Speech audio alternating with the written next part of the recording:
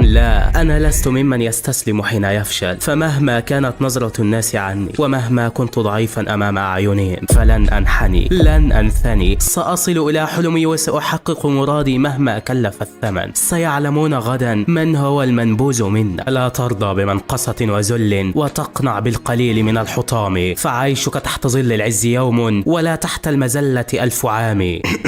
السلام عليكم متابعينا الأعزاء، في فيديو جبار انمي مولع نار، فيديو جامد سالك رايق لذيذ لن ترى الا عند العبد الله هيركليز. لذلك لاول مره عاوزك تصلي على النبي وتشترك في القناه، وهشوف كم واحد بيحبني من عدد لايكات الفيديو ده. وبس كده يا عم، من غير ما اطول عليكم يلا بينا نبدا. ده هو ويلس الفوردو، عيل غلبان عايش في عالم مليان بالسحر، ولكن المفاجاه الواد ده ما عندوش سحر من الاساس، عنده حلم وحيد وهو انه يستكشف الدماس ويبقى من اقوى 5 سحرة في المدينه. ولكن دي احلام العصر يا صاحبي، لانه في يوم من الايام بيروح يقدم في اكاديميه السحر وكل زمايله بيضحكوا عليه ومش مستوعبين اللي بيحصل. اللي جايب الواد الفاشل ده هنا ده ما عندوش اي طاقه سحريه، ولكن بياخدوه للست دي واللي هي مديره الاكاديميه، بيعرفوها بحالته وكل حاجه تخصه. والاستاذ ده بيقول لها احنا هنرفض طلب تقديم الواد ده لانه ما عندوش اي طاقه سحريه، مش هيفيدنا باي حاجه. ولكن المديره بيكون عندها راي تاني وبتقرر تديله فرصه. الاول بتسلمه السيف ده وبوم على طول بتحاوطه بهجمات سحريه من كل اتجاه. الواد فعلا بيلاحظ الهجمات بسرعه جنيه وهوب بيكسرهم في ثواني، بيبان قد ايه قوته مش عاديه. المديره وقتها بتعجب بيه وبتعرف ان الواد ده موهوب جدا وشكله هيفيدهم في المستقبل. على طول بتقبل بيه ينضم ليهم، ولكن بشروط. بتقول له خلي بالك يا صاحبي، مش معنى انك اتقابلت معانا في الاكاديميه فهي دي النهايه، لازم تثبت نفسك كل يوم اكتر واكتر علشان ما تتفصلش من هنا. الواد فعلا بيتحمس وقال لها تمام، وكان في قمه السعاده وقتها. وهو دلوقتي صعد السلمه الاولى في تحقيق حلمه. وفعلا بتفوت الايام، بتعدي السنين، وهو الوحش المهين اسد العرين ويلس الفوردو كان قاعد في الفصل عمال يذاكر التعويذ والدنيا فل الفل. ولكن فجأة الاستاذ بينزل عليه وبيقول له اطلع تعالى هنا. اول ما بيطلع بيديله عصايه سحريه وبيقول له نفذ اللي انا شرحته من شويه. الاستاذ عارف كويس قوي ان ويل مش بيعرف يستخدم السحر وطلعه بس علشان يذل قدام الطلبه. الواد بيحاول يعمل التعويذ ولكن لا حياه لمن تنادي. وفي وقتها واحد من الطلبه بيستخدم سحر نار قوي جدا وبيدمر البلور اللي قدامه، شيون فولجستون. ايوه، احد اشهر سحرة النار في الاكاديميه كلها. الاستاذ هو كمان بيتفشخر على الواد الغلبان، بيستخدم سحر من الدرجه الاولى وبيوقف النار اللي قدامه، بيستهزأ بالواد بكل الطرق الممكنه، بيقول له ده مكان لتعليم تعويذ السحر وانت مالكش مكان هنا يا صاحبي. الفاشل اللي زيك المفروض يدفنوا نفسهم احسن من الاهانه ديت. الواد مقهور بكل ما تحمله الكلمه من معنى، كل يوم بيسمع الكلام ده وفعلا مش قادر يستحمل. بيفتكر لما كان صغير وهو قاعد مع صديقه طفولته الفاريا وبيقول لها انا عاوز لما اكبر استكشف البرج ده وابقى من الماجيا فيندر، اقوى 5 سحرة في المدينه وهم اللي بيحموها من اي حاجه تواجهها. البنت هي كمان بتقول له ده نفس حلمي وبترفع ايديها وبياخدوا وعدهم سوا، لما نكبر احنا الاتنين هنبقى اقوى سحرة في المدينه وهنثبت نفسنا للكل وننضم للماجيا فيندر. ولكن كل دي اوهام بالنسبه لك يا صاحبي، احلامه كلها تلاشت شيئا فشيئا بمجرد ما عرفته انه ما عندوش اي طاقه سحريه. على الجانب الثاني صديقته الفاريا اكتسبت طاقه سحريه مهوله جدا، ده كمان ابتكرت نوع جديد من انواع السحر والكل اعترف بقوتها المهوله، وده طبعا اللي خلى الكل يعترف بيها واتأهلت لصعود الدماس. بقت من افضل سحرة واصغر واحدة في الماجيا فيندر كلهم. خلاص حان الوقت انها تسيبه وتطلع الدماس، ويل بيقف عاجز عن الكلام وهو بيودعها. البنت خلاص كانت هتسيبه وتمشي لكنه بيوقفها، بيقول لها انا ما نسيتش ومش هنسى وعدنا اللي خدناه زمان، فمهما كنت معدوم السحر ومهما كنت ضعيف فلن انحني، لن انساني وهوصل لك مهما كلف الثمن. البنت هي كمان بتفرح من كلامه وبتقول له انا واثقة فيك يا صاحبي، هفضل مستنياك لحد اخر ثانية في حياتي. بعدها بتطلع البنت للبرج وبيقف ويل عاجزا عن تحقيق حلمه، بيعيط ولكن بيقول جوه نفسه دي اخر مرة هبان ضعيف فيها، من هنا ورايح هثبت للكل مين هو ويلس الفوردو. وفعلا عدت الايام وما زال يسعى لتحقيق حلمه. بعدها بقى بيخرج من الفصل وبيروح عند الاستاذ ده، الاستاذ واركنر، احد الاساتذه اللي بيحب ويل وبيساعده جدا. في البدايه بيفضل يهزقه شويه علشان طلع الدماس وحارب الوحوش وعرض نفسه للخطر كالعاده، ولكن الواد بيقول له انا مفيش قدامي حل تاني، ده انا كمان لسه محتاج 4 نقاط في الاسبوع ده علشان ما اتفصلش من الاكاديميه، انا لازم اروح للدماس تاني حالا ودلوقتي. الواد بيصعب على الاستاذ فعلا وبيقول له خلاص يا عم انا هساعدك، روح خش الدماس، انزل للدور السادس هتلاقي هناك وحش قوي بال4 نقاط دول، ولكن خلي بالك يا صاحبي انا ما اضمنلكش انك هترجع عايش ولا لا. الواد وقتها بيفرح جدا وبيحضنه، بيقول له ما تقلقش يا عم ثق فيا، انا متاكد ان هقدر اقتله. لكن في اللحظه ديت واثناء كلامهم كان شيون سمع كل اللي قاله، قرر ينزل الدماس قبله ويقتل الوحش ده، وكل ده بس علشان ويل ما يجمعش النقاط الاسبوعيه ويتفصل من الاكاديميه. كمية حقد لم يسبق لها مثيل. فعلا خد صحابه ونزلوا الدور السادس بحثا عن الوحش ذو ال4 نقاط، واللي هو كمان خلص مع الاستاذ ونزل الديماس وماشي ولا على باله، ما يعرفش ان في حد سبقه وعاوز يقصيه ويقضي على حلمه اللي سعى جاهدا لتحقيقه. بيتكلم مع القط اللي معاه وبيقول له استخدم حاسة شمك يلا يا بطل واعرف لي الوحش ده فين. ولكن من ناحية تانية شيون كان وصل لمكان الوحش فعلا بيحسوا بيه، وفجأة بدون اي مقدمات بوم واحد فيهم بياخد ضربة بتجيب اجله. صدمة بكل المقاييس. بيظهر الوحش ده قدامهم، جسمه ضخم، شكله مرعب، وشكلهم مش هيعرفوا يعملوا معاه اي حاجة. العيال بتصرخ صرخة سماعة المكان، ويل فعلا بيسمعهم. على طول بيتجه لمكان الصوت وبيوصل لهناك. بيشوف الصدمة، شيون واقع على الارض وبيحاول يهجم على الوحش بهجماته السحرية، ولكن مفيش حاجة بتأثر فيه. كان عمال يصوت ومرعوب جدا من اللي شايفه قدامه، حاسس ان دي هتكون اخر لحظات حياته. ويل وقتها بيفهم اللي حصل وبيتدارك الامر وبيعرف انه عمل كل ده علشان يتم اقصائه. بيقول في نفسه هل انا المفروض اتدخل وانقذه ولا لا؟ ده اكتر واحد اتنمر عليا طول حياتي، كل همه انه يحسسني بالعجز واتطرد من الاكاديميه. ولكن في الوقت ده بيتخيل الفاريا قدامه بتقول له لا يا عمري دي مش اخلاقك، اياك تسيب حد يموت قدام عينيك. انت متخيل بقى انه هيسيبه بعد الكلمتين دول؟ لا والله. الخنزير ده بيهجم على شيون وكان خلاص هيقتله، وبوم ويل بيتدخل ويصير ضربته في اخر لحظه. اهو جالكو خبوا عيالكو. على طول ما بيدولش فرصه وبيهجم عليه من تاني. الواد حركاته دمار، بيتشقلب زي الفار. الوحش مش عارف يعمل معاه اي حاجه، بيحاول يهجم عليه ولكن ويل بسرعته بيفاديه. بوم طير صباعه. الوحش بيحاول يهجم عليه بالطوب من تاني، ولكن ده عندي تهاني. ويل بيصد هجماته وبيهجم عليه بكل سرعته، بيطير لفوق، بينزل على كتفه بيخرمه له يمين شمال. الوحش ولا عارف يعمل معاه اي حاجه. في الوقت ده الاستاذ ده اللي اسمه ادوارد بيروح لواركنر، بيقول له تعالى معايا. شيون واللي معاه نزلوا الدماس والشكل في خطر على حياتهم، فبيقول له نزلوا الدور الكام؟ السادس. بيعرف وقتها ان ده نفس الدور اللي ويل فيه. بيقول له ما تقلقش عليهم، ويل هناك ومش هيسيب حد يحصل له حاجه. بيفتح البلوره ديت وبيوري له المعركه، وفعلا يا صديقي ويل كاسح مسح في الوحش من كل اتجاه. الخنزير ده بيهجم عليه بالسيف، ولكن ويل بيفاديها بكل براعه، وبوم طير له دراعه. بعدها بيبعد عنه، بيشيل السيف ده وبيجهز علشان يقتله. الوحش بيجمع هجمه سحريه لولبيه وبيهجم عليه، ولكن ده ويل يا بيه بيصد ضربته بكل براعه، وبوم طريق السلام انت. الوحش وقتها دماغه بتطير، وويل شكله من جمدانه هيتعبنا كتير. اللي بعده يا هناها يا سعده، قول لي بس مين يقدر يقف قدامك يا صاحبي؟ الاساتذه بيكونوا مصدومين. ادوارد كان هيموت من حسرته، ازاي واحد معدوم زي ده يخلي واحد زي شون زي الفرخه قدامه؟ ده زله بكل معنى الكلمه. ده انا شكلي لازم اتخلص منه في اسرع وقت ممكن. وبيمشي وهو متعصب جامد. وفي الوقت ده ويل بيروح لشيون بيطمن على سلامته، بيمديله ايديه وبيخرجوا من الدماس هما الاثنين. ايوه كده عرفهم ويل سيلفورد هو مين. يعدي الوقت وتاني يوم كان الاستاذ واركنر بيديلهم درس جديد، بيقول لهم السحرة متقسمين طبقات وعلى ناس هم الخمسه دول الماجيا فندر، عايشين في قمه الدماس ومش اي حد يوصل لهم. لا، في طريقتين بس علشان تاخد مكانك وسط واحد فيهم. الطريقه الاولى انك تبتكر نوع جديد من انواع السحر زي ما عملت الفاريا وبقت اصغر واحده تنضم ليهم، ودي طبعا حاجه صعبه عليكم ومش اي حد ينفذها. اما الطريقه الثانيه والاخيره انك تجمع 7200 نقطه تكوين، ودي طبعا بتجمعهم من قتل الوحوش في الدماس زي الوحش اللي قتل ويل امبارح كده، واللي كان بالمناسبه يمثل 10 نقاط كاملين. العيال وقتها بتفهم كلامه وبيقولوا له تمام. من جانب تاني بقى الاستاذ ادوارد كان زهقان متضايق جدا علشان ويل اتغلب على تلميذه شيون. بيروح للمديره وبيقول لها كفايه لحد كده، الواد ده لازم يتنفى من الاكاديميه في اسرع وقت. انا مش هسمح ان واحد ما عندوش اي طاقه سحريه يفضل هنا. ده بيحسس باقي الطلبه بالعجز قدامه. افهمي كلامي، كل اللي بعمله ده في مصلحتك انت،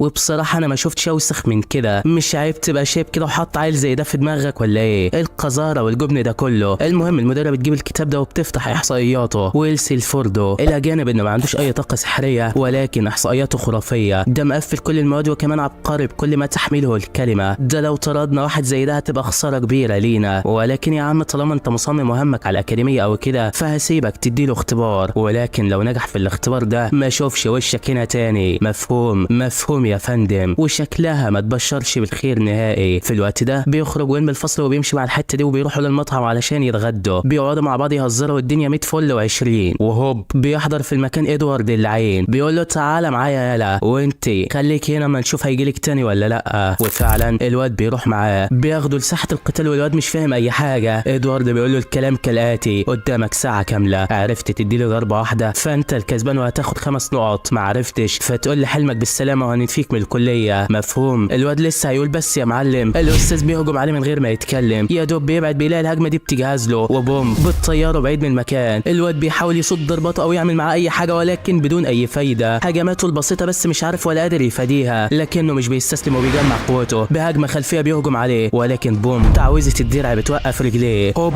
ضربه لولبيه بالطياره الثانيه بتكسر عظمه، لسه ما بيلحقش يفوق من قوه الضربه ديت بيلاقي بيقرب منه جهز له اقوى هجماته السحريه، بيضحك وبيستهزأ بكل اريحيه. الواد مش قادر يعمل اي حاجه، التعويذه بتكمل وبيهجم عليه بمئات بل الاف الهجمات السحريه، الواد عمال يتضرب من كل حته ومش عارف حتى يفاديها، الاستاذ بيرقص بهجماته ديت ولا على باله اي حاجه، كميه قسوه لم نشهد لها مثيل. الواد بيقع على الارض مش قادر يتحرك، جسمه كله اتبهدل وما عادش قادر يقوم من مكانه، بيتحسر على حالته ديت وبيتمنى انه يقدر يكمل علشان يحقق حلمه، بيقول انا نفسي في حاجه واحده بس، نفسي في السيف بتاعي علشان اعرف حتى صد هجماته. في الوقت ده كانت كوليت في الاوضه ديت خايفه على ولا يجرى له حاجه ومستنيه يرجع في اسرع وقت، وهوب بيدخل عليها كيكي قط ويلي الاليف، بيقف قدام خزنته وبيفضل ينونو، البنت بتفهم هو عاوز ايه وبتقرر تساعده، الاستاذ هو كمان بيتقدم على ويل بكل عصبيه، بيدوس على دماغه بيقول له انت حثاله مفيش منك اي فايده، محاولاتك دي كلها مش هتاثر فيا، لو الاف الجنود اللي زيك مش هيحتاجوا غير ساحر واحد بس زيي علشان يقتلهم بكل بساطه، ساحر واحد بس مننا قادر يخليك حاسس بالعجز طول حياتك، يلا استسلم واطلع بره الاكاديميه. الواد وقتها بيفتكر الفاريا، بيفتكر الاهانات اللي اتعرض لها قبل كده، بيجمع قوته وبيشيل رجله وبيبعد عنه بكل عصبيه، بيقول له لن اكل ولن استسلم مهما كانت النتيجه. كوليت هي كمان وصلت للمكان ومعاها السيف وبتحدفه له، الواد بيتحمس وبيمسكه، لبس نضارته وقال له تعالى لي والله لهينك دلوقتي يا غالي. ادوارد ما كانش همه اي حاجه وبيهجم عليه وبوم ويل بيصدها بسيفه، بيحاول يهجم عليه تاني ولكن ده عند تهاني، ويل عمال يفادي هجماته بكل براعه وهوب بيصد اقوى هجماته، بيطير لفوق محدش فاهم هو بيعمل ايه، الاستاذ لسه ياخد باله بيلاقي نازل عليه من السماء كسر الدرع بتاعه وبوم هاجم عليه وكان خلاص هيقتله، ولكنه بيوقف هجمته في اخر لحظه قبل ما تصيبه بيجرحه في وشه، الاستاذ اتصدم من قوته ديت والفعلا نجح في الاختبار، صاب الاستاذ وكسب 5 نقط اضافيه، ده ايه الحلاوه والجمدان ده كله يا ابني. البنت بعدها بتروح له ولكن وقتها صاحبنا بيغمى عليه من كتر التعب، حقك يا عم والله اللي حصل فيك مش شويه ومش اي حد يستحمله. المديره هي كمان كانت مسابقه كل اللي بيحصل وعرفت بنجاح ويل في الاختبار وكده ما عادش ليه الحق يقول عليه اي حاجه. بعدها بيعدي الوقت سريعا وفي يوم ويل كان ماشي يوزع الجرايد في المدينه بس وقتها بيتكعبل وكان هيقع لكن بحركه اسطوريه بيقدر يستعيد توازنه من تاني، بيقف يشيل الجرايد ولكن وهو بيشيل اخر جريده بيتفاجئ بالاخبار اللي فيها، الفاريا اكتشفت نوع جديد من سحر الجليد ومحتاجه علشان تكمل استكشافه بالوراد بعض الوحوش القويه، الواد بيفرح وبيقول هي دي فرصتي، انا لازم اثبت نفسي المره دي باي ثمن كان. على طول بيتجه للبيت وبيقابل صديقه في السكن روستي، بيقف قدامه وبيطلب منه بعض الادوات السحريه اللي هتساعده في القتال علشان هينزل الدماس دلوقتي، الواد فعلا كان مجهزها له وويل وقتها بيلبس وبياخد منه بعض الحبال وادوات تفجيره وبينطلق بعدها على الدماس، بيوصل للدور الرابع وفي وقتها بيلاقي كل زمايله هناك وشغالين تقتيل في كل الوحوش، كان اكتر واحد تقييما واللي مكسر الوحوش بناره هو شيون فولجستون، وويل بيبص عليهم كده وبيقول انا لو فضلت هنا هيقتلوا كل الوحوش ومش هطلع باي نقاط تقييم، انا لازم اتعمق في المغاره اكتر وقت الوحوش اكتر واكتر، وفعلا بيسيبهم وبينزل للدور الخامس، لكن يا دوب بينزل من هنا بيلاقي بنت بتصوت وفي 3 وحوش محوطينها وكانوا خلاص هيقتلوها، لكن انت متخيل ان ده يحصل في وجود الولد المهين؟ لا والله هي واحده والتانيه والتالته وين يا حبيبي وين، بيخلص عليهم بالكامل ويروح بعدها يطمن على البنت دي واللي طلع اسمها ايريس بالمناسبه، بنت كيوت وطيبه وباين عليها خايفه جدا، بتقول له بقى انت بدون سحر وعملت كل ده بس بالسيف بتاعك، انت شكلك قوي جدا وهتعرف تحميني، انا هفضل معاك يا عم ومش هسيبك. الواد وقتها بيوافق ياخدها معاه علشان ما تتاذاش وبيكملوا استكشاف المغاره هما الاثنين، لكن فجاه ويل بيلاحظ حاجه غريبه، بيمسك شويه تراب على الارض كده والبنت مش فاهمه هو بيعمل ايه بالظبط، بيقول لها داخل الكهف اللي قدامنا ده في وحش خطير جدا وقوته كبيره، لو دخلت معايا احتمال تتاذى ويحصل لك حاجه، خليك هنا لوحدك وانا هروح اقتله. البنت طبعا كانت خايفه وقالت له لا يا عم رجلي على رجلك ومش هسيبك ابدا. بالفعل هما الاثنين بيدخلوا ويل بيستكشف المكان وفجاه الوحش بينزل لهم السقف وكان خلاص هيقتلهم، لكن سيلفورد اللاعب بيشيل البنت وبالحق قبل ما يحصل لهم حاجه، بيبعدوا عن الوحش وبيقول للبنت خليكي هنا وانا هشوف هتصرف معاه ازاي، ده وحش الضفدع الجليدي تقييمه 12 نقطه كاملين وشكله ده جامد تنين، ولكن انا ما قداميش حل تاني ولازم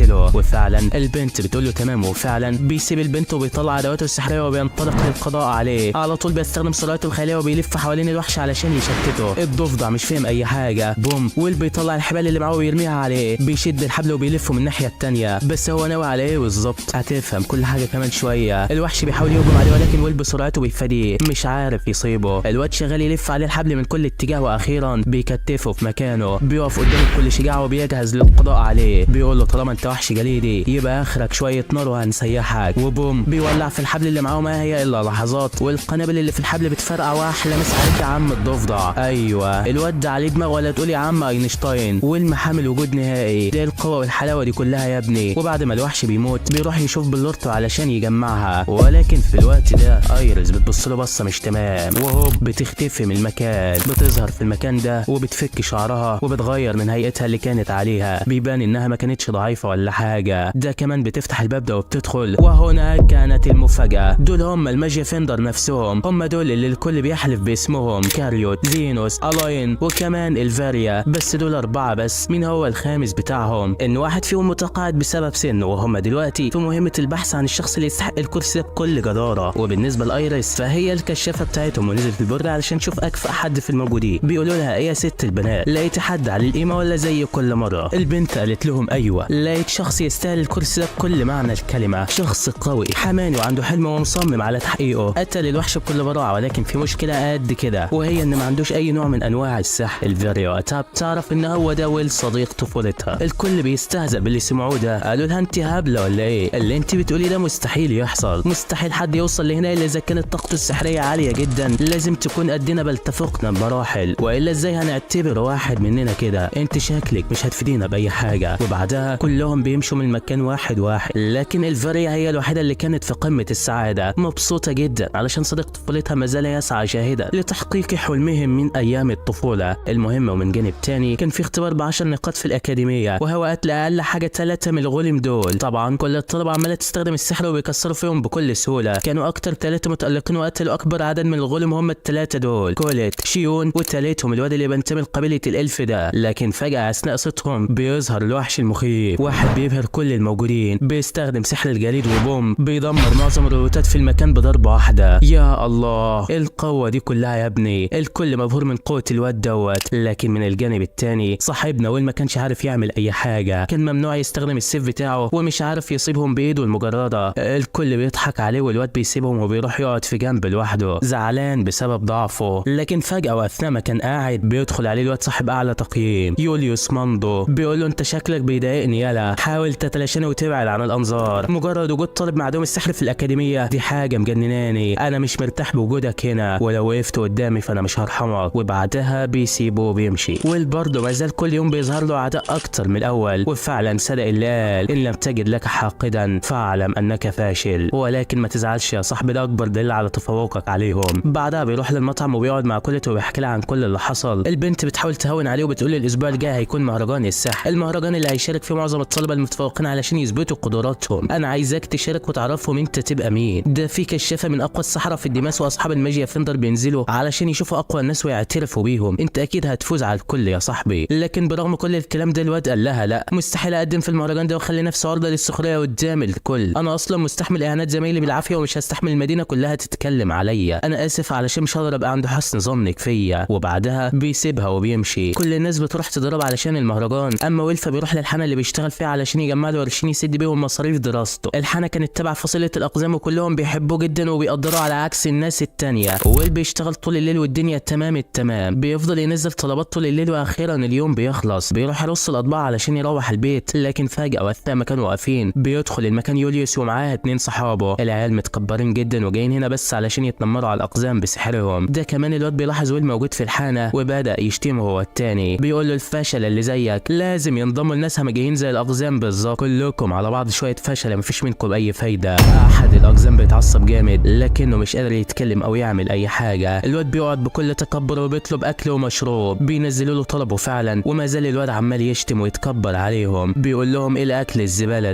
ده اخر ارمي فضلات للكلب بتاعي. انتوا شويه فشل ما فيش منكم ريحه الفايده. لكن وقتها ويل فاض به الكيل. خرج وهو متعصب جامد ويروح يقف قدامه. بيقول له اسحب كلامك حالا ودلوقتي، اسحب كلامك ونعتك وبارك لهم بالهامجين وكل اللي انت قلته. لكن يوليوس بكل برود بيقول له هتعمل ايه يعني؟ اخرك فاضي يلا انت وهم. على طول بيرمي الطبق ده عليه وبيقول له امشي من قدامي بدل ما اكسر الحان على دماغك دلوقتي. والوقت اتعصب جدا من اللي عمله. الاتنين دول لسه هيتكلموا وبوم رزعهم في الارض بكل غباء بيغمى عليهم. اللي بعده يا هناها يا سعده، مش هسمح بحد يهين المكان اللي انا فيه حتى لو كان على جثتي. يوليوس وقتها اتعصب جامد، هالته ملأت المكان بالكامل. على طول بيهجم على ويل بهجمات جليديه ولكنه بيفاديها في اخر لحظه من غير سيفه، مش عارف يعمل اي حاجه ولا يصد ضرباته حتى. وهوب ضربه جليديه بتكلبش ايديه بتثبته في الجدار اللي وراه. يوليوس بيروح عليه بيعذب فيه ولكن ويل ثابت ولا همه اي حاجه، بيبص له بكل عصبيه والواد بيتقهر من جواه. بيقول له اسمع يالا، لو انا هنتك هنا قدامهم مش هستفاد اي حاجه، لكن اذا كنت عاوزني اسيب الاقزام في حالهم وما اجيش هنا تاني فانا عايزك تسجل في مهرجان السحر وهناك اوري لك الاهانه بحق وحقيقي. ويل فعلا بيوافق علشان يساعد الاقزام وبيقسم انه لازم ينتقم ليهم مهما كلف الثمن. وفعلا بعدها بيعدي الوقت سريعا وبيحل موعد مهرجان السحر اخيرا. كل الناس بتتجمع وبيرفعوا الاحتفالات ومبسوطين خالص علشان يشوفوا مين هيبقى بطل المدينه. في التعليق على المهرجان رؤوف خليف ومع اقذر واحد عرفته البشريه، اوسخ استاذ في الاكاديميه الاستاذ ادوارد. صبرك عليا بس ده انا هطلع عليك القديم والجديد. رؤوف بيقول لهم الليله اليوم غير عاديه، الليله اليوم عالميه، الليله اليوم هنعرف مين هو نجم الاكاديميه. المسابقه كالاتي: في مضمار مكون من 4 اجزاء، منطقه البركان، المستنقعات، الصحراء وكمان الغابه. لازم تعدوا كل المناطق ديت، ولو عديتوها بالسلامه هتدخلوا الحلبه، واول واحد هيشيل التاج ده هيكون بطل المهرجان. ويلا بدأوا في الاحتفالات، الكل بيحييه وبيبدأ الفرق في استعراض السحر بتاعهم. فيهم اللي بيطير واللي بيكذب كتير، لكن جنب المدير كانت ايريس هناك بتدور على اقوى حد في المشاركين واللي هترشحه للماجيا فيندر. من ناحيه تانية كان شون بيقول ايوه اخيرا كلت عرفت ان انا هو الاقوى وجات لي امبارح فضلت تتحايل عليها علشان انضم لفرقتها. اخيرا سابتها من الواد الكحيان اللي اسمه ويل ده وجات لي انا. بيفتح الباب ده علشان يروح لها وهوب بيلاقي ويل معاها. بيتعصب وبيقول لها ايه جاب الواد ده هنا؟ انت مش طلبت مني انضم ليك علشان انا الاقوى ولا ايه؟ فبتقول له هو انت برياله ولا ايه؟ انا طلبت منك تنضم لينا علشان مجموع نقاطنا احنا الاتنين ما كانش مكفي، وكان لازم نلاقي حد عنده نقاط كتير علشان نوفي الحد الادنى لدخول المهرجان، فشكرا علشان وافقت تنضم لينا. الواد بيتعصب جامد ويعين على الكسفه اللي انت فيها يا ابني والله. بعدها رؤوف بيبدا التعليق على المهرجان وبيقول لهم حان الان موعد تقديم اقوى 3 فرق في المسابقه. اكيد الفايز مش هيخرج بين ال3 دول. عندنا في المركز الاول فريق الالف اللي بيضم 3 من عتاوله الاكاديميه. المركز الثاني الفريق اللي بيضم اقوى طالب في الاكاديميه فرقه يوليوس. المركز الثالث الفريق اللي هيموتنا من الضحك بسبب معدوم السحر اللي فيه ولكن بيضم عدوان اقوياء في الفريق وهم كوليت وشيون فرقه صحابنا. يلا كله يجهز علشان الاختبار هيبدا دلوقتي. الفرق وقتها بتستعد وبدات تطلع. الاستاذ واركنر بيشوف ويل وهو خارج مع فريقه وبيحاول يمنعه علشان ما يسببش لنفسه الاهانه قدامهم، لكن ده بيقول له انا اسف يا صاحبي انا مصمم على الفوز في الاختبار ده حتى لو على جثتي. وبعدها سابه وانطلق للمسابقه. على طول بتنطلق صفره البدايه وهوب بيظهر الاف الغولم الكبار، الغولم اللي ويل ما عرفش حتى يلمسهم قبل كده، لكن الليله دي دمار ولو اللي فات محشي فاللي جاي منبار. الواد الجبار بيجري عليهم بكل سرعته وباشاره منه كوليت بتستخدم سحرها وبتعزز ايده وبوم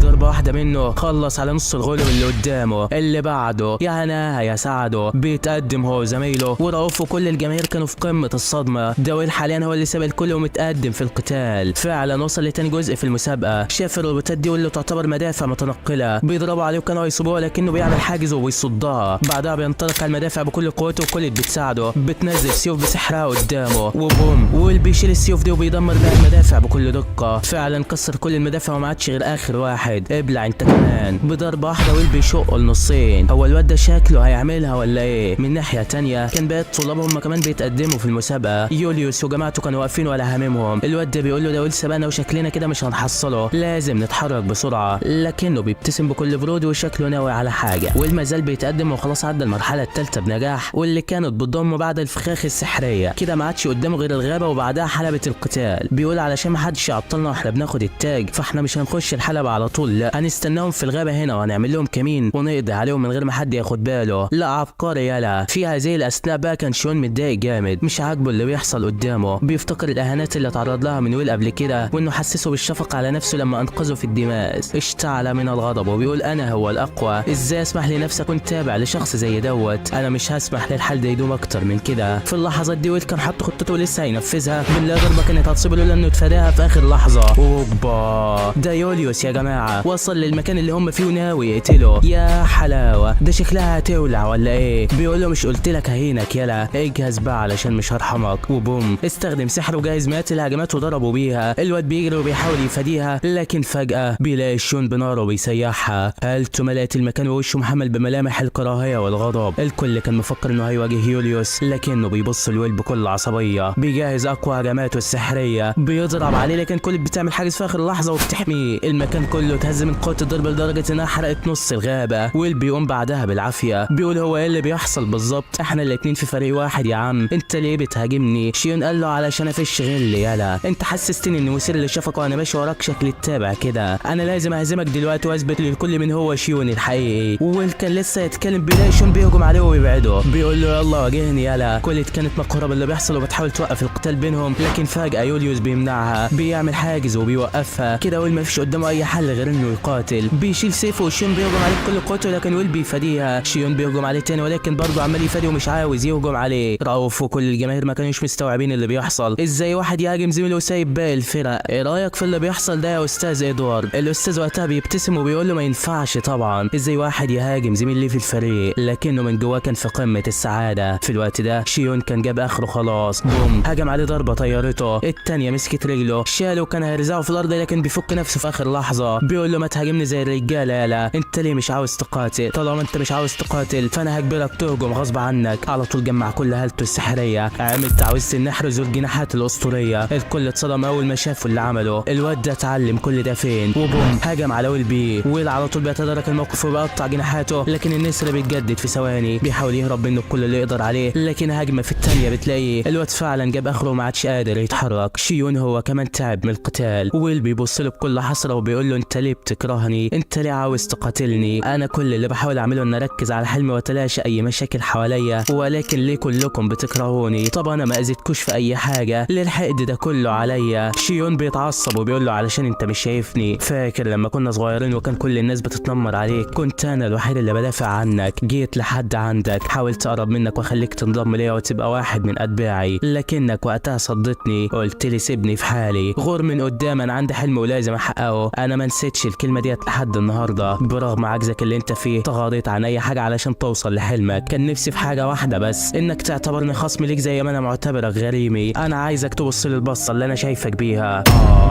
بقى كل الكره ده علشان بيتجاهلك بس. ويل بيفهم كلامه وقتها، بيفهم انه كان عاوز بس يتنافس معاه، لكن ويل كان مركز على حلمه ومش شايف اي حاجه قدامه. بيتحمس وبيقول له طالما ده اللي انت عايزه فيلا اجهز للقتال الحقيقي. شيون بيعرف هو كمان ان اخيرا ويل اعتبره خصم ليه، وجمع كل قوته، استدعى النسر الاسطوري من تاني وبيجهز اقوى هجماته، بيفعل اقوى ما لديه من قوه، بيخلي النسر يهجم عليه من اتجاه وشيون بيهاجم من هجماته من الناحيه الثانيه. بس انت متخيل ان ده هيفرق معاه؟ لا والله. ويل بيحدد اماكن هجماته وبيفاديها بكل براعه، بيكمل وبيطير من فوق النسر وبوم كسر جوهرته، بيتقدم على شون وكان خلاص هيصيبه، ولكن هوب في اخر لحظه الجدار ده بيوقفهم هما الاثنين. ايوه، كوليت وصلت اخيرا بعد ما هربت من يوليوس. الكل اتصدم اول ما شافها بالحاله ديت. شيون بيقول لها مالك ايه اللي عمل في هدومك كده؟ البنت بتتعصب وبتقول له كل بسببك يا حيوان، انت لولا اللي انت عملته كان زماننا دلوقتي عند التاج، ولو اتكلمت كلمه كمان اقسم لك لا هخليك بسوى الارض اللي انت عليها. ولكن اثناء حديثهم ويل بيغطيها بهدومه، بيقول لها شكرا على كل المجهود اللي انت عملتيه علشاننا، مش عارف اقول لك ايه، لكن اوعدك ان هحاول اوصل للتاج واحقق اللي نفسك فيه، وخلي بالك من نفسك بعد كده. البنت وشها قلب الوان يا صديقي، وشكلها هتلعب ولا ايه؟ من ناحيه تانية كان اول ما انفتح القاعه ودخل الساحه هو مين؟ يوليوس ومعاه الاثنين الملاعين. الكل بيحتفلوا بيهم، وراوف بيقول لهم لا يا حبيبي لا، يوليوس وصل هو واللي معاه، ما فيش حد خلاص هيحصلهم. ولكن انت متخيل انه ويل هيسيبهم ياخدوا الكاس بالسهوله دي ولا ايه؟ قولها معايا. لا والله. بوم، بيلاقي النيزك اللي نزل عليهم من السماء، نزله اسطوريه زلزلت المكان بالكامل. اوبا ويل وصل اخيرا، مش هيرحم حد فيكم يا صاحبي. يوليوس وكل الجماهير كانوا في قمه الصدمه من اللي شافوه قدامهم، وويل باصص له زي الاسد ولا همه. يوليوس بيحاول يبين انه مش قلقان، بيتقدم بكل عصبيه، بيقول له جميل قوي كده يالا، كويس ان معدوم السحر جه لحد عندي، لو انا اخدت التك كده بكل سهوله من غير ما اذلك كنت هزعل قوي، مش هرضى عن نفسي وقتها، بس كويس اني لقيت حاجه اتسلى فيها الاول، هزل هذلك ههينك قدام الكل علشان تعرف ازاي تتحدى الكبار وانت ولا حاجه. وبوم بيرمي عليه قنبله دخانيه، ويل مش فاهم هو بيعمل ايه بالظبط. بيحس بثلاثه بيتحركوا حواليه، بيقول خلاص انا قدرت احدد اماكنهم، وهوب الضربه بتجيله من مكان مختلف خالص. بيفضل يصد الهجمات ومش فاهم ايه اللي بيحصل. الدخان بيروح ووقتها بيشوف الصدمه. يوليوس عمل تعويذه نسخ وبقى في 7 نسخ محاوطينه من كل اتجاه. الواد وكل الجماهير كانوا في قمه الصدمه، وواحد من النسخ بيقرب منه وهوب بينفجر فيه وبيثبته في الارض. يوليوس بيستهزأ بيه. دي تعويذه حبيبه القلب الفاريا، انا خلاص عرفت هي بتعمل ايه، اوعدك قريب هنزلها لك من البرج اللي هي قاعده فيه. كلها شويه وقت مش اكتر. والوقت بيتعصب جامد، بيكسر الجليد اللي حواليه وبيخرج منه. على طول نسخ يوليوس بتضرب فيه، والواد بيصد هجماتهم بكل صعوبه. في 3 نسخ عمالين يقربوا منه، والواد لسه مش فاهم هيعمل ايه بالظبط. بيعملوا مثلث عليه وبوم تعويذه حجز اسطوره بتحبسه في الهرم ده، كده مش هيعرف يخرج من هنا. يوليوس بيضحك، بيفعل اقوى تعويذه المدفع المميت. بينزل من السما عليه اكبر بلوره ثلجيه. الواد يا عيني مش عارف يخرج من الصندوق، والبلوره بتدكه في الارض دك.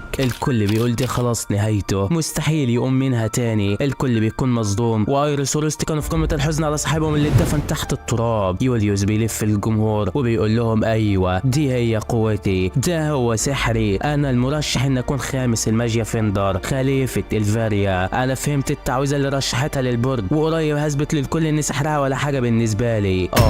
انت شكلك اتغريت يا صاحبي. واثناء ما كان في عز انشكاحه بوم بيلاقي البلور اللي وراه بتتكسر، ويل بيخرج منها بكل عصبيه. بيقول له سحر الفاريا ضعيف، مين اللي قال لك كده؟ انا برضه هموت، مين اللي قرر كده؟ هثبت لك دلوقتي انك بالنسبه لي انا ولا حاجه. على طول يوليوس ما بيدوش وقت وبيحاول يهجم عليه، لكن ويل بيفاديه وبيختفي من قدامه. بيظهر ورا اتباعه. ابلعي حالتها انت وهما الاتنين من ضربه واحده بيقعوا على الارض مغمى عليهم. وفي وقتها نسخ يوليوس بتتكسر قدامه. ويل بيقول له زي ما كنت متوقع بالظبط، انت بتستخدم سحر زميلك علشان تعزز من قوتك وتقدر تتحكم في النسخ بتاعتك، لكن من غيرهم اخرك فاضي والنسخ ملهاش اي 30 لازمه. اياك تقارن نفسك بالفاريا تاني يلا. الكل وقتها كان في حاله دهشه من اللي شايفينه. يوليوس عارف كويس قوي ان كلام ويل صح، واخره 5 دقايق في استخدام النسخ بتاعته. قال برغم كده مش هحتاج اكتر من الوقت ده علشان اقتلك. وبوم بينسخ نفسه مره تانيه. بيحاوط ويل من جميع الاتجاهات. بدا يهجم عليه ولكن ويل بيصد هجماته بكل سهوله. يوليوس بيقول في نفسه ايوه كده اكيد ويل مش هيعرف انا اي واحد فيهم، انا هستغل ده واجهز هجمه واقضي عليه في ثانيه واحده. لكن عند امك الكلام ده يلا. ويل بيظهر قدامه فجاه، ويا عيني على المفاجاه، بوم مديله واحده طيرته. الواد بيطير وبيترعب من اللي شافه. بيقول له عرفت منين؟ ده مفيش فرق بيني وبين النسخ بتاعتي، دول شبهي 100%. ويل بيقول له بكل عصبيه انك تنسخ سحر وتحاول تقلده فده عادي، لكن اللي مش عادي انك تحس ان ملوش اي نقاط ضعف. اللي اكتشف السحر ده صديقة طفولتي لما كان عندها 2 سنين بس، يعني كل اللي انت بتعمله ده مش هياكل ولا هيشرب معايا. واما بقى بخصوص عرفتك منين، فلو بصيت تحت رجل النسخ ده هتعرف كل حاجه بنفسك. الواد بيبص فعلا وبيعرف ان ويل ما بيهزرش. على طول بيجمع قوته وبيديله ضربه بتبعده، وبيقف وهو بيضحك ضحك هستيري. بيقول له طالما انت كده فانا هعجنك دلوقتي. بيقوم وبيفعل كل قوته. عمل 8 نسخ غيره في المكان، كمان بيعمل تعويذه مزدوجه بينهم، وبيجهز اقوى هجماته السحريه. بيهجم عليه من كل اتجاه مفكر ان ده هيفرق معاه، ولكن ده انت هتتفرم دلوقتي. ويل بيحلل هجماته وبيصدها وبيطير على اول نسخه بسيفه بيكسرها. بيبص له بصه اللي صبرك عليا بس ده انا هفلقك دلوقتي. الواد فعلا اترعب من نظرته ديت وبيجري منه، لكن ويل بيكمل تقتيل في النسخ بكل سلاسه. اللي بيقابله بيحصل اللي قبله، خلص على كل اللي قدامه. يوليوس بيجري ومفكر ان ويل هيسيبه، ولكن انت مفكر انه هيسيبه بعد الكلام ده؟ لا والله، ده بيطير وراه بكل سرعته وبوم احلى قبضه بابا على دماغك يا معلم. يوليوس بيطير في اخر الحلبه مكسر دماغه، ما عادش قادر يتحرك من مكانه. اللي بعده يا هنا يا سعده. ايوه كده يا عم ويل ما ترحموش. جميع الجماهير اتصدموا من قوه ويل اللي شافوها، اتفت باسمه ملأت المكان بالكامل. كده ما عادش قدامه غير انه يشيل التاج وهيبقى بطل المهرجان السنه دي. ولكن هو بيلاقي فيجنال من فريق الالف بيشيله، بيقول له شكرا انك سبتولي من غير قتال يا صاحبي. الواد وقتها كان هيموت من حسرته، اللي هو ازاي يعني بعد كل الفرهده واللي عملته ده اطلع من المولد بلا حمص؟ بس لا،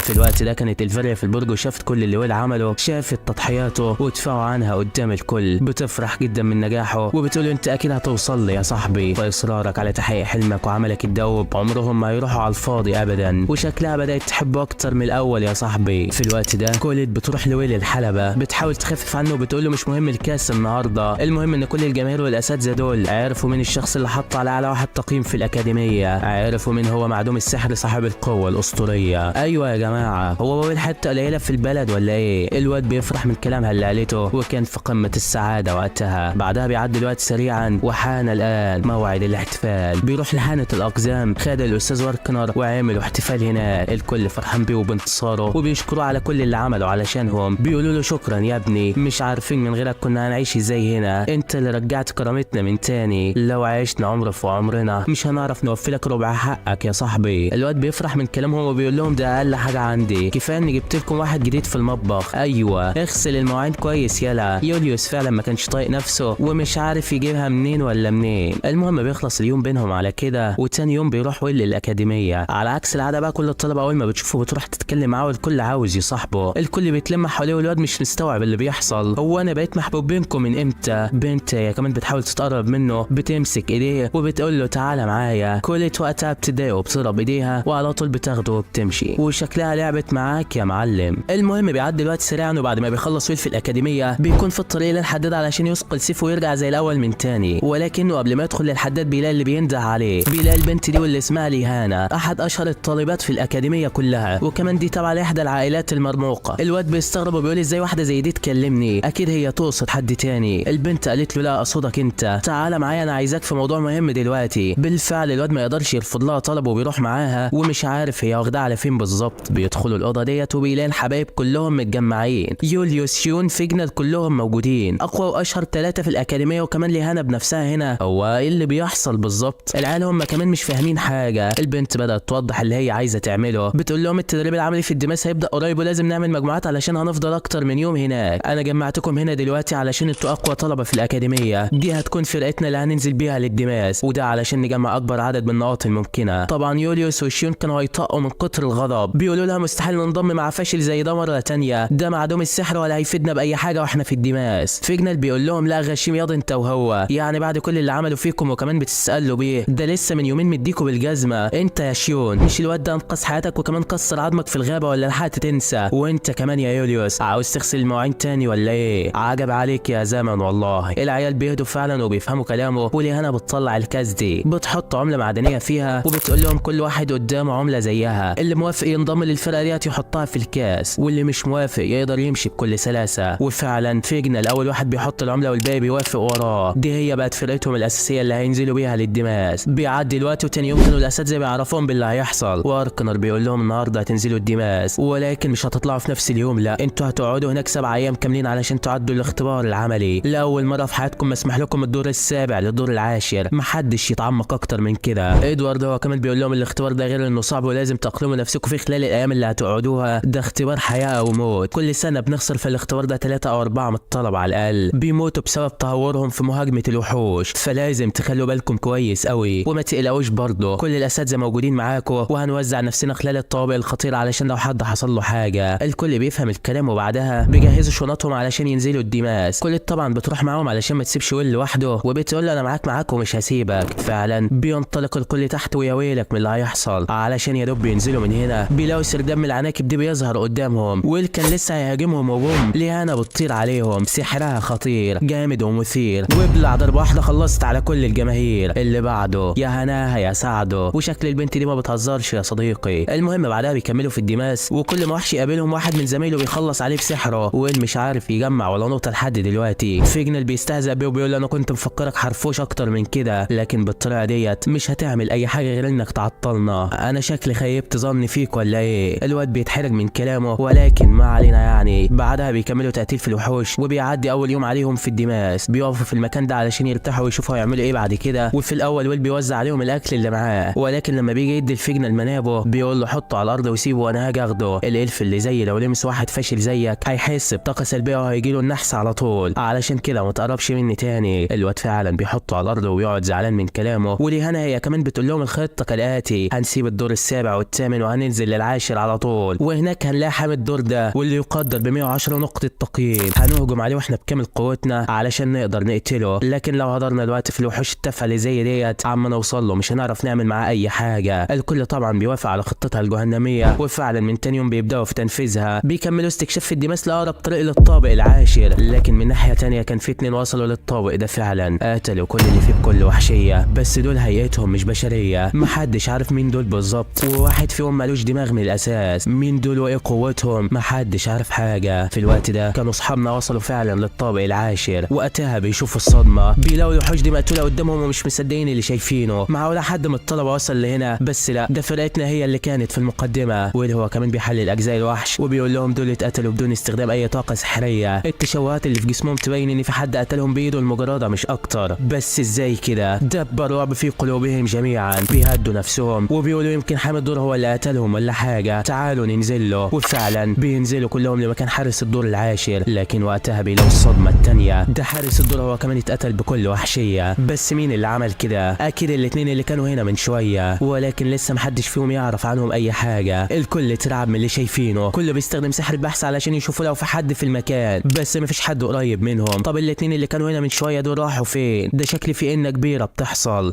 في الوقت ده بيركز وبيقول انا حاسس بوجود وحش قريب مننا. بيركز وبيحاول يحدد مكانه، فعلا بيلاقيه ده فوقنا. ما بيلحقش ياخد باله، بيلاقي هجمه سحريه كانت هتقضي عليه. الواد بيصدها بسيفه بكل صعوبه وطار من المكان بالكامل. لسه محدش لحق ياخد باله، وهوب فجنة بياخد واحده بالطياره. الكل مش فاهمين حاجه، كانوا لسه هيهجموا عليه وهوب الوحش بيضرب ايده في الارض بيكسرها من تحتهم. محدش عارف يتمالك نفسه وكلهم وقعوا. ويل بيلاحظ فجنة المغمى عليه وهو واقع، فبيروح يلحقه. كل واحد فيهم راح في حته مختلفه. المشكله دلوقتي انهم نزلوا للدور ال11 واللي كله وحش خطيره جدا. ده شكلها هتبقى مجزره دلوقتي. كل الطلبه مش عارفين يعملوا ايه في المصيبه ديت. ويل بيحاول يفوق فجنة، لكن فجاه بيلاحظ تعبان كبير بيهجم عليهم. على طول بيروح يهجم عليه، بيتصدى له وبيقتله بكل قوته. وفعلا بعد ما بيقتله فجنة بيفوق. دراعه كان مصاب اصابه خطيره، وويل بيحاول يساعده لكن الواد بيوقفه، بيرفض يخليه يلمسه. تصدق انك عيل خسيس وناكر للجميل بصحيح؟ ده هو لسه ناقصك من شويه، والاخر تعامله بالمعامله الوسخه دي ولا ايه؟ من ناحيه تانية بقى كانت كوليت وليهانا وقعوا في نفس المكان هما الاثنين. ليهانا اتصابت ولكن ما كانش هممها الجرح على قد ما هممها هتخرج من هنا ازاي وهتلاقي اصحابها. اما يوليوس وشيون ما كانش حد عارف عنهم اي حاجه. في الوقت ده الخبر انتشر بين الطلبه، الكل بدا يطلع من الديماس. كل الاساتذه بتسترعب، وادوارد بيروح لواركنر وبيقول له يلا بينا ننزل نلحق الطلبه قبل ما يحصل لهم حاجه. الاساتذه المسؤولين تحت محدش فيهم بيرد، وشكل في مشكله كبيره. وفعلا يا صديقي الاساتذه اللي تحت كانوا اتقتلوا بصوره بشعه جدا، متعلقين على الحيطه ديت، وشكلها ما تبشرش بالخير يا صاحبي. ولا هو كمان كان مكمل ماشي في المغاره مع فيجنال علشان يلاقوا اصحابهم ولا حاجه، وهوب بيظهر لهم الثلاث خنازير دول. على طول ويل بيهجم على الاثنين اللي قدامه وبيبدا تشريح فيهم يمين شمال، مش عارفين يعملوا معاه اي حاجه. الواد فعلا فلقهم نصين. فيجنال بيتصدم من سرعته، بعدها بيحاول يوقف الخنزير اللي قدامه بسحر الوهم، وبعدين يبقى يهجم عليه. لكن الخنزير ده ما بيتوهمش بسحره وبيقرب منه وكان خلاص هيقتله، لكن في اخر لحظه الخنجر ده بيبعده. بعدها الضربه اللولبيه من ويل شقته النصين. اللي بعده يا هناها يا سعده. فيجنال وقتها بيزعل من نفسه علشان محتقر ويل من ساعتها، ولكن لما وقع هو اللي انقذه. بيقعد حزين على نفسه وبيفتكر اللي كان ايام زمان لما كان صغير وكل الناس بتتنمر عليه علشان قوته اقل من اي حد في سنه. بيقول لويل اي نعم انا قوي بالنسبه لكم، لكن بالنسبه للالف اللي زيي انا فاشل ومسواش بينهم بصله. ده حتى صديقه طفولتي اليانور دلوقتي هي واحده من ماجيا فندر وانا لسه هنا في الاكاديميه، وبسبب كل اللي عديت بيه حاولت اعوض النقص اللي عندي ده في ان احتقر الناس زي ما عملت معاك يا صاحبي. انا اسف على كل الاهانه اللي سببتها لك. ويل بيهديه وبيعرف ان ده نفس حاله علشان يوصل لإلفاريا، وبيعرف كم المعاناه اللي عاناها في حياته. بيقول له انا حاسس بيك وعارف شعورك كويس قوي. قوم وما تحسسش نفسك بضعف مش فيها، انت مش فاشل، لا انت قوتك كبيره، ولكن ثقتك بنفسك هي اللي مخليك حاسس بالضعف. قوم يا صاحبي وما تستسلمش لليأس مهما حصل. الواد بيتأثر من كلامه وبيعرف قد ايه الواد ده عنده عزيمه تهد جبال. في نفس الوقت ده كان يوليوس وشيون ماشيين في المغاره بيتعاركوا مع دبان وشهم. شيون بيقول له انا عطشان يا عم، سيح لنا حتتين تلج من بتوعك دول خلينا نشرب بدل ما انت مفيش منك اي فايده كده. الواد بيتضايق من كلامه وبيفضلوا يتخانقوا هما الاثنين، لكن فجاه وهم ماشيين شيون بيسحب يوليوس بعيده وبيقول له خلي بالك في حاجه جايه ناحيتنا. بيظهر سلم الشياطين قدامهم. يوليوس بيترعب وبيقول له خلينا مستخبين هنا بدل ما يحصل لنا حاجه، ولكن شيون بيفتكر ضعفه زمان، بيفتكر ويل كمان. بيقول لو كان هنا مستحيل كان يهرب من اي حاجه قدامه، انا مش هفضل ضعيف زي ما انا كده. على طول بيتعصب وبيقوم عليهم بكل غباء وشكله هيكسر كل اللي قدامه. في الوقت ده بقى كان كل الطلبه بيهربوا من الديماس، مجموعه شياطين طلعوا وراهم والواد ده بيقع وهو بيهرب. الشياطين بيحصلوه وواحد فيهم كان هيدوس عليه وكان خلاص هيقتله، بس انت متخيل ان ده هيحصل؟ لا والله. في اخر لحظه السلاسل دي بتلف حوالين رقبتهم، واحد في التاني بتموتهم. ابلع يا خنزير منك ليه؟ ادوارد بسحره خلص عليهم بضربه واحده، وبصراحه اول مره احس ان ليك اي فايده. بعدها واركنر هو كمان بيجيله بالحمله ديت وبياخده وراه، بيقول له يلا نلحق باقي الطلاب. الحمد لله معظم الطلبه دلوقتي بقوا في فار للامان، ولكن بقى مجموعه واحده واللي فيها ابطالنا مجموعه ليهانا، لازم نلحقهم في اسرع وقت ممكن. اللي كان واقف مع فيجنال علشان يخلصوا من اللي هو فيه، وهو بيحس بحاجه غريبه، بيبص قدامه بيلاقي ديماس بدأ يتفاعل وشكلي في مصيبة هتحصل. وفعلا يا صديقي بيلاقوا النفر دي بتظهر قدامهم، والديماس شكله بينتج وحوش اقوياء تقتلهم. بيركزوا في اللي نازل وبيتصدموا من اللي شافوه. ده وحش النار الاسطوري اللي مقدر ب 15 نقطة، كان لسه بينتج كمان وحوش، ولكن على طول بيرمي عليه القنابل دي وبيفرقع مكان ولادتهم. ولكن كان خلاص نزل الثلاثة دول وشكلكم هتتجلدوا يا صاحبي. ويل بيترعب من اللي شافه، بيقول لفيجنال انا مش هقدر عليهم لوحدي يا صاحبي، انا اخر اصد هجماتهم، علشان كده لازم تساعدني بسحرك. بيقول له على الخطة اللي هينفذوها، وفيجنال كان خايف جدا. بيقول له بس لو اللي في دماغك ما اتعملش فانت كده هتموت، انا ضعيف ومش هعرف اعمل اي حاجة واساعدك. ويل بيهديه وبيقول له قوم واسترجل يا صاحبي، مفيش حل قدامنا تاني غير ان احنا نتصدى ليهم. وفعلا يا صديقي ويل بيشد انتباه الوحوش وعلى طول بيهجم عليهم الثلاثة، بيضربوا ضربة مزدوجة ويل بيصدها. بيقول لفيجنال يلا دورك هاجم واقتلهم. الواد بيكون مش قادر، حاسس بالعجز وخايف يعمل اي حاجة. حياة ويل واقفة عليه ولازم يقتله في اسرع وقت ممكن. الواد بيصارع داخل العجز اللي جواه، بيفتكر كل الاهانات اللي تعرض لها. بيقول له انا لازم ابقى اقوى من اي حاجة تواجهني. وفجأة بدون مقدمات بيقوم بكل شجاعة اخيرا اتحرر من قيوده، اتحمس جامد وابتكر سحر جديد من كتر الحماس، وبوم بضربة واحدة خلص على كل اللي قدامه. اللي بعده يا هناها يا سعده، ايه الحلاوة دي يا عم فيجنال، ما انت جامد اهوت يا عم، ولا لازم تعذب ويل معاك وخلاص. الواد فعلا اتحرر من قيوده، وبعدها بيروح لويل وبيشكره على مساعدته. بيقول له مش عارف من غير كلامك كنت هعمل ايه يا صاحبي، انا ممتن ليك وشكرا على انقاذك لحياتي، ومن النهارده انا بعترف بيك كمحارب حقيقي، وكم انت رائع يا ويل والله. بعدها بيكملوا في طريقهم هما الاثنين وبيحسوا بحد جنبهم. بيوصلوا للمكان وبيلاقوهم صحابنا يوليوس وشيون، كانوا خلصوا على كل الوحوش اللي قابلتهم. وويل بيفرح لما بيلاقيهم لسه عايشين، ولكن كوليت وليهانا فين؟ معقول حاجه حصلت لهم ولا ايه؟ محدش عارف مكانهم، احنا لازم نلاقيهم في اسرع وقت ممكن. وفعلا يا صديقي كانوا البنات ماشيين وفجاه بيحسوا بحد جاي عليهم. كوليت كانت هتروح لهم ولكن ليهانا بتوقفها. بيركزوا مع اللي جاي وهنا كانت الصدمه، بيلاقوا الاتنين دول داخلين عليهم. ايوه دول مش صحابهم، لا دول هم اس المصايب اللي هم فيها، هم دول اللي قتلوا رئيس الدور العاشر وقتلوا اساتذتهم. ليهانا بتقول ده استاذنا، بس لا دماغه بتقع قدامه، بيشيلها ويحطها مكانها تاني. وقتها بيفهموا كل حاجه، عرفوا ان هم دول اللي عملوا كل حاجه من البدايه. اللي من غير دماغ ده بيتكلم بكل عصبيه، بيقول ايه ده اتنين بنات،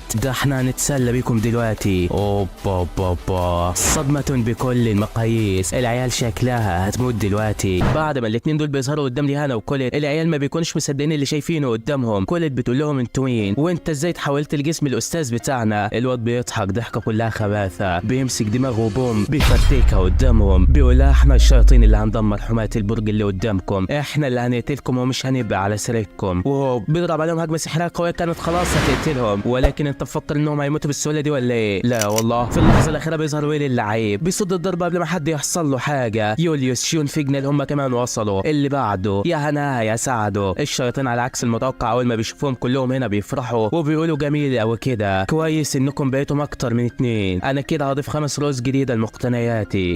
اوبا ده شكلكم هتتجلدوا يا صاحبي. والوقت بيتضايقوا وبيهجم عليه، ولكن هي ضربه واحده بتلاقيه بينزل بيده، الكل بيتصدم من قوه الضربه اللي اكلها. الشيطان ده كان لسه هيهجم عليهم تاني، ولكن صاحبه بيوقفه، بيقول له تعالى لازم نمشي من هنا دلوقتي والا خطتنا هتفشل. الواد بيقول له تمام، ولكن قبل ما يمشي بيعمل عليهم تعويذه استدعاء اسطوريه. العيال بتترعب وهو الكائن ده بيظهر لهم من العدم. العيال كانوا في قمه الصدمه اول ما بيشوفوه. ده كائن الديوك الخطير، قوي ومثير. الكائن ده استدعى الطابق ال25، والوحش ده قوته تقدر ب 270 نقطه تقييم. يا حلاوه، ده احنا كده ميتين وش، يلا نجري من هنا يا عم بسرعه. فعلا الوحش بيهجم عليهم بهجمات سحريه، لكن صاحبنا بيهربوا من لما حد يحصل له حاجه. الضربه منه هتوديك للقبر من غير كلام. الكل بيهرب وفيجنال بيحاول يستخدم سحره الجديد، لكن الوحش ده جسمه من حديد بيكسره بكل سهوله، وكان هيقتله بس ويل بيلحقه في اخر لحظه قبل ما يحصل له حاجه. بيهربوا كلهم للمكان ده، والكل كان في قمه الصدمه من اللي شايفينه. بيقولوا الشياطين دول ايه هدفهم بالظبط؟ دول استدعوا لنا وحش من الدور ال25، احنا بقدرتنا دي مستحيل نقدر عليه. العيال محتاره ومش عارفين هيتصرفوا ازاي دلوقتي. ويل بيطلع على المكان ده وبيبص عليه، وبيلاقي الديوك خلى الوحوش الصغيره تدور عليهم. بيبص لاصحابه بيقول لهم لو فضلنا هنا واستنينا الدعم احتمال نموت قبل ما حد يوصل لنا، ده غير ان الشياطين الصغيره دي لو عرفوا مكاننا فهتبقى النهايه. كده ما قدامناش غير حل واحد، احنا لازم نواجه الوحش الخطير ده ونقتله. يوليوس بيتعصب وبيقول له يلا روح واقتله يلا بقوتك ديت. لا انا مش هودي نفسي للموت بايديا. لكن ويل بيقول له انا عندي خطه ومحتاج مساعدتكم فيها، لو كلنا بقينا ايد واحده هنعرف نهزمه. يوليوس بيقول له مين هيثق في خطتك التعبانه دي؟ يلا امشي يلا من قدامي. لكن فيجنال بيقطعه وبيقول له انا معاك يا صاحبي، انت اثبتت لي انك اكفأ واحد فينا ولازم نسمع كلام. كوليت وليهانا هم كمان بيقول له احنا في ظهرك يا عم ومش هنسيبك. المفاجاه الكبيره شيون بيقول له انا واثق في خبرتك يا صاحبي، انا موافق اكون معاك في خطتك دي. يوليوس مصدوم من ثقه زمايله العاميه فيه، لسه هيتكلم ويزعق بيلاقي ويل بيوقفه، بيقول له الخطه دي مش هتكمل من غيرك يا صاحبي، وده لانك انت المفتاح لقتل الديوك ده، انا عايزك تمدنا بقوتك وتساعدنا في هزيمته. يوليوس وقتها بيقرر يتنازل عن كبرياءه فعلا ويسمع له، وبدا ويل يحكي لهم على اللي هيعملوه، وعلى طول بداوا في تنفيذ المهمه. في البدايه يوليوس بيظهر قدام الديوك هو وليهانا وبيشتتوه، الوحش فعلا بيهجم عليهم ولكن دي طلعت نسخه من يوليوس وبتتكسر. الله، هو ايه خطتهم بالظبط؟ واللي حصل كالاتي: بعد ما يوليوس وافق يسمع خطته، ويل قال له انا هعلمك تعويذه جديده لسحر الجليد، ارس وايس. دي تعويذه خاصه بالفاريا، هي اللي اكتشفتها، بتخلي التعويذه تكمل حتى لو واحده النسخ اتقتلت او حصل لها اي حاجه. انا عايز نسخك دي تبدا في استخدام اقوى تعويذه سحريه عندك. وفعلا ده اللي كان بيعمله، كان قاعد في جنب بيجهز اقوى هجماته الجليديه، ولكن برضه النسخ كانت بتقول اكبر ترنيمه سحريه، كل ما يقتل نسخه النسخه الثانيه بتكمل مكانها. العيال هم كمان شغالين يهجموا على الوحش لكن اجنحته فلزيه ومش بتتاثر، واللي هو كمان بيطير عليهم مش رحمه. كل ده والوحش مش فارق معاه، مفكر ان محدش هيقدر عليه، ولكن ده عنده متهانيه بيه. يوليوس اخيرا خلص الترنيمه بتاعته وبيطلع له بيضرب عليه اقوى هجماته السحريه. خلاص شكلها دي نهايته، المكان اتزلزل بالكامل من قوه الضربه اللي اكلها له. الكل مفكر انه خلاص اتهزم، لكن المفاجاه الديوك صداه باحدى جناحاته وما حصلوش اي حاجه، جناح واحد ليه بس هو اللي اتضرر. ليهانا على طول بتتصدم وبتطير على الوحش بكل قوتها علشان تصيبه قبل ما يتجدد، بتستخدم كل عزمها وبتضرب عليه، وهو بدرع سحر بيوقف ضربتها.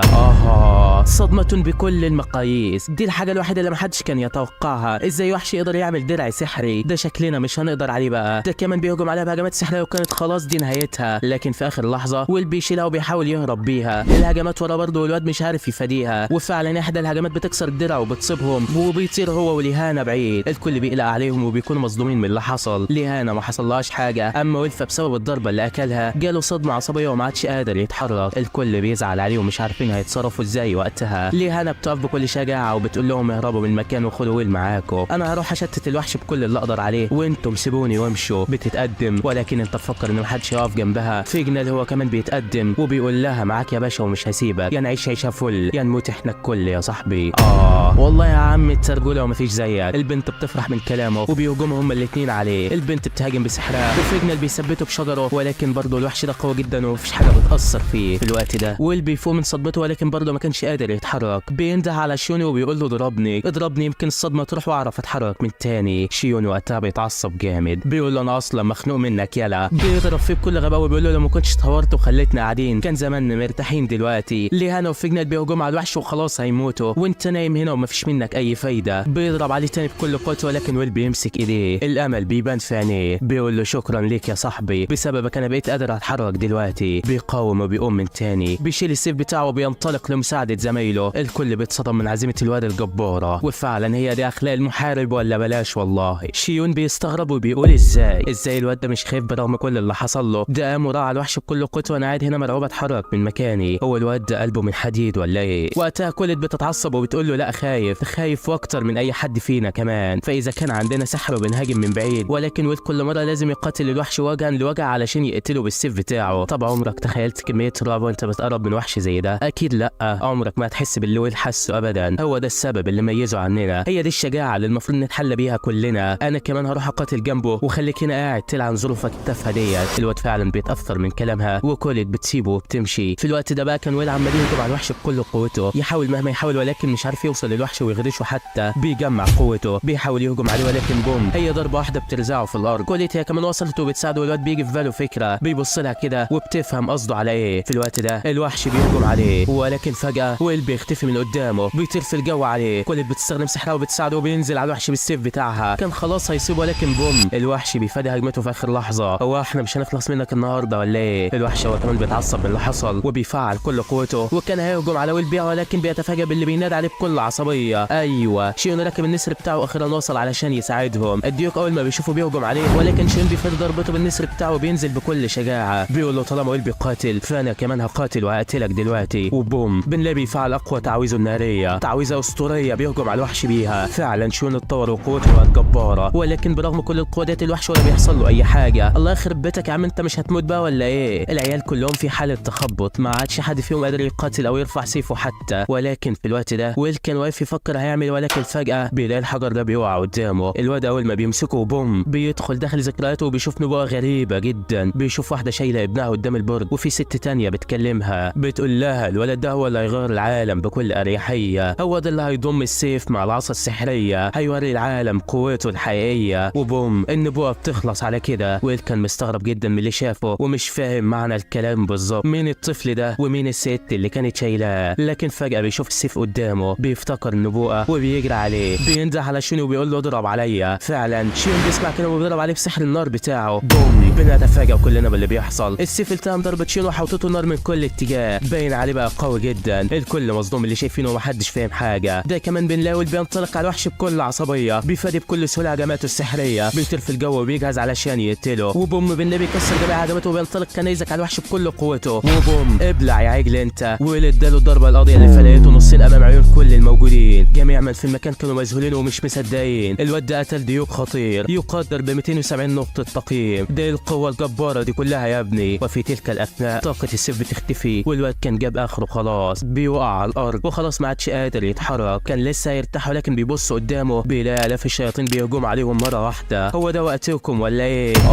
دي شكلها النهاية يا صاحبي. ده محدش فيهم بقى عنده القدرة يتكلم. حتى ادوارد والاستاذ واركنر هم كمان شافوا اللي حصل وبيحاولوا يوصلوا بسرعة، ولكن برضه بسرعتهم دي مش هيلحقوهم. كده خلاص العيال ميتين وش. ولكن في اخر لحظة بنلاقي تعويذة ابادة جماعية بتظهر فجأة، بتحوط جميع الوحوش اللي في المكان. ويا عيني على المفاجأة، بوم بضربة واحدة خلصت عليهم بالكامل. اوبا بابا، يا ترى مين اللي عمل كده؟ وقتها بيظهر الشخص ده قدامهم والكل كان مصدوم جدا من اللي شافه. ده هو آرون، اقوى مستعمل سحر عرفاته البشرية، صاحب الكرسي الخامس في الماجيا فيندر، واللي بيقتل اي وحش بكل اريحية. العيال كلهم في حالة صدمة ومش مصدقين انه بنفسه انقذهم. الكل بيرحب بيه وكانوا كلهم في قمة السعادة علشان اول مرة يشوفوه. ولكن من وسط آرون وجماعته بينزل واحد فيهم وبيروح لويل وبيسلم عليه. ويل هو كمان اول ما بيبص له بيحس بحاجة غريبة ناحيته، وحاسس انه يعرفه من زمان، حاسس ان في حاجة مشتركة ما بينهم، ولكن مش عارف هو في ايه بالظبط. وفعلا شكل في ان في الموضوع يا صاحبي. من ناحية تانية بقى كانوا الشياطين دول كانوا وصلوا لدور عميق جدا في الديماس، ماسكين السيف ده في ايديهم. والواد ده بيقول له مش قلت لك كان لازم نسيبهم ونمشي؟ لو ما كناش عملنا كده كان زماننا محققناش هدفنا بالسلاح اللي احنا جبناه دلوقتي، فكده محدش هيقدر يوقفنا ولا حتى الماجيا فيندر نفسهم. ده شكلها ما تبشرش بالخير نهائي. في الوقت ده بقى كانوا جميع الطلاب خرجوا من الأكاديمية، ففي المعركة اللي فاتت اتقتل فيهم 11 شخص وكلهم من أساتذة الأكاديمية. صحابنا كانوا قاعدين يتعالجوا في قمة الحزن من اللي حصل لهم ده، والكل زعلان على أساتذتهم اللي ماتوا. ولكن كلهم بيقولوا لويل كان زماننا احنا كمان متنا لولا مساعدتك يا صاحبي، احنا كلنا بنعترف انك الأقوى فينا. ولكن ما قلتلناش برضه ازاي السيف بتاعك التام سحر شونو بقى بالقوة ديت؟ هو انت مخبي علينا حاجة ولا ايه؟ الواد بيقول لهم والله ما اعرف حاجة، ده مجرد حلم شفته وقلت اجرب مش اكتر، مش عارف التعويذة دي هتنجح معايا تاني ولا لا. العيال بيقولوا له تمام، ولكن لو عرفت حاجة لازم تقول لنا واحنا هنكون مستنيينك. من جانب تاني الواد اللي كان سلم على ويل في الدماس بيوصل عند مديرة الأكاديمية، بيدي لها السيف ده وبيقول لها خليه معاكي دلوقتي، هنفهم ايه ده بعدين. وبيتضح ان الواد ده اسمه فين، تابع لاحدى القبائل معدومة السحر، ولكن عنده خبرة كبيرة في الدماس، علشان كده شفناه مع القائد هناك. بيقول للمديرة بكل عصبية انت ليه ما قلتليش على الواد ده؟ ليه ما قلتليش ان الطفل المختار عندك في الأكاديمية؟ المديرة قالت له علشان احلامه غير احلامكم، الواد ده نفسه يطلع البرج وينضم للماجيا فيندر، نفسه يحول السيف بتاعه العصاية السحرية وينضم لصديقة طفولته الفاريا. حتى لو انا كنت قلت لك عليه ما كنتش هتستفاد اي حاجة. الواد قال لها طالما كده فانا برضه هفضل مراقبه، وشكلكم هتشوفوني في الأكاديمية كتير من هنا ورايح. وبعدين بيسيبها وبيمشي. في الوقت ده بقى ويل كان عمال يتدرب علشان يستعد لياقته من تاني. الكل كان لسه تعبان ومستغربين من اللي بيعمله، ولكن فجأة شيون بينزل له بيقول له يلا قاتلني. ويل بيستغرب ولسه هيتكلم فبيقاطعه شيون، بيقول له انا مش قلت لك ان انت غريمي؟ فيلا نتدرب سوا انا وانت، مفيش حاجه هتوقفني ان اهزمك. ويل بيفرح من كلامه كده وبيقول له يلا بينا. بيمسك سيفه وبيبداوا تدريب مع بعض هما الاثنين. وفعلا صدق اللي مفيش محبه الا بعد عداوه. ومن هنا بينتهي الموسم الاول من ملخص حكايتنا. ان شاء الله اول ما ينزل الموسم الثاني هكون اول واحد يلخصه، فحط اللايك الرايق وسيب اشتراك يسبب حرايق علشان تشوف كل الفيديوهات الجديده. وبس كده يا عم، استودعكم الله الذي لا تضيع ودائعه، ودمتم في امان الله.